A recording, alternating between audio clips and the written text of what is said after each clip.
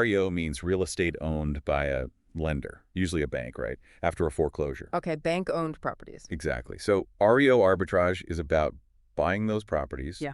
um, for hopefully less than what they're really worth in the market. A low market value. Ideally, yes. Yeah. The whole opportunity, the arbitrage part, Yeah. lies in that price difference. You did resell it quickly for a profit, or you improve the property, add value, and then sell it or hold it. It's all about finding and leveraging those gaps in valuation. So spotting a disconnect between the bank's selling price and the property's actual potential. And why Chicago? Why is it such a hot spot for this kind of thing? Well, Chicago and its suburbs just have a consistent flow, you know, Mhm. properties moving into that REO pipeline. Plus the sheer variety of commercial real estate here, industrial, retail, office, land. It just creates a steady stream of potential opportunities for this strategy. It's quite dynamic. Makes sense. Constant churn, lots of variety. Okay, definition down. Let's dig into the why. Why is this a smart play? What's the strategic edge here in Chicago? The big advantage really stems from market inefficiencies. Think about it from the bank's perspective. Okay. They're not really in the business of owning and managing warehouses or strip malls, right?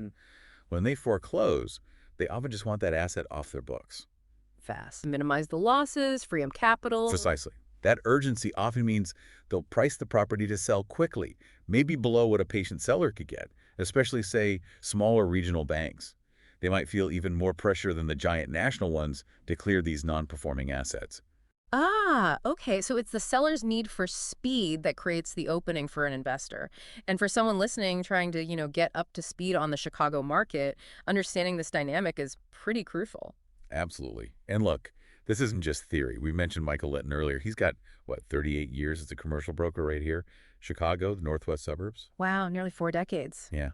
And he sees REO arbitrage as a really solid, proven strategy, something Yeah. that works through different economic cycles.